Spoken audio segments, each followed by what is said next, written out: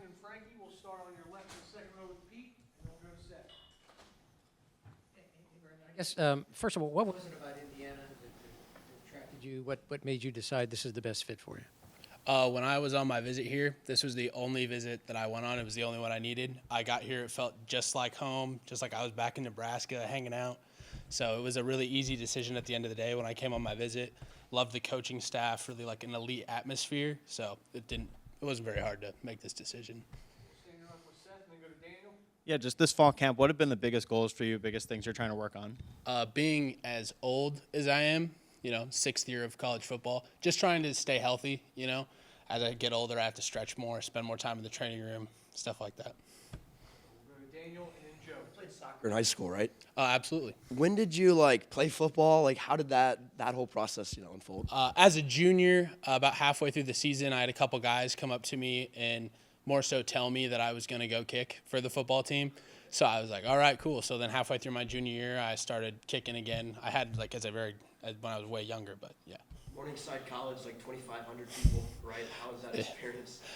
It honestly felt just like I was still playing high school ball when I was there. And then obviously when I jumped up to Big Ten ball straight from that, it was a really cool, awesome experience to be able to see the passion that, although it's such a small school, how much weight it carries, being proud to be a Mustang when I was there.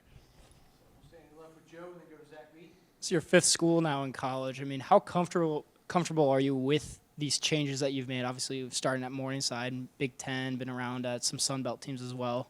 Yeah, the first two were really easy because, I was real close to home. When I made that jump over to Georgia Southern, that was obviously a struggle those first 2 months when you really kind of got to get in there.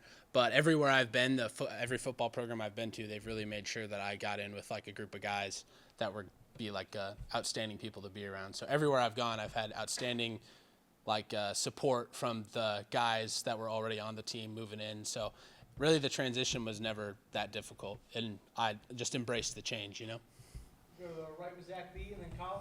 You played goalie when you played soccer, right? What are the similarities between goalie and being a kicker?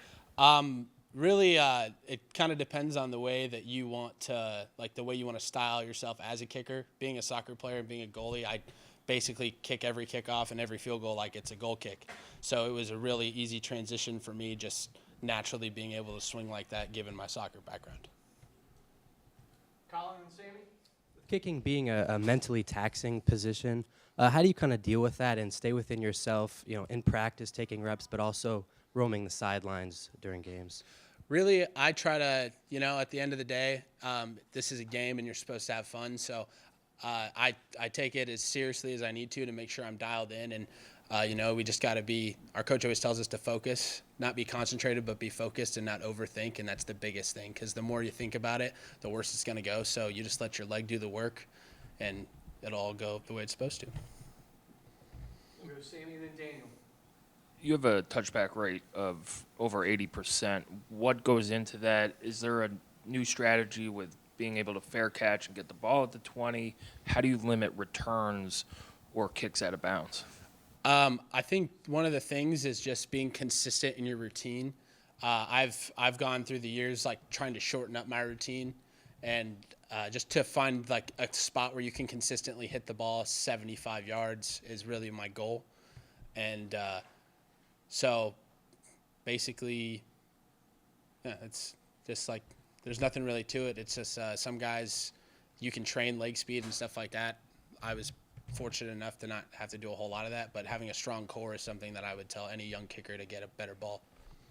We'll go Daniel on your left, and then with Zach B. As you kind of reflect, you go from a college of 2,500 people to here. What have you learned about just you and just how you're wired in that time? I definitely figured out that I'm not really a person who listens to the noise. Everybody's going to be they obviously chirp a lot more at Big Ten level than they do at NAIA, but just moving through the differences in just crowd size and whatnot, I've learned just to have thick skin. You're out there for a reason. They're in the stands for a reason. That's the way it's going to be. All right, last one to Zach B. In high school, when it came to deciding football or soccer, kind of what was that process and decision-making like for you? COVID actually made it really easy for me. I didn't get a senior soccer season, which is what I was really banking on, getting my recruitment. I didn't plan to play football until well into my senior year, which is probably why I ended up at one of those smaller schools. Didn't do a whole lot of reaching out. But I wouldn't change this path I chose for anything. You know, I still love soccer. It's still like probably one of my passions. But at the end of the day, football is life. So Thanks, Brendan. Appreciate you. absolutely.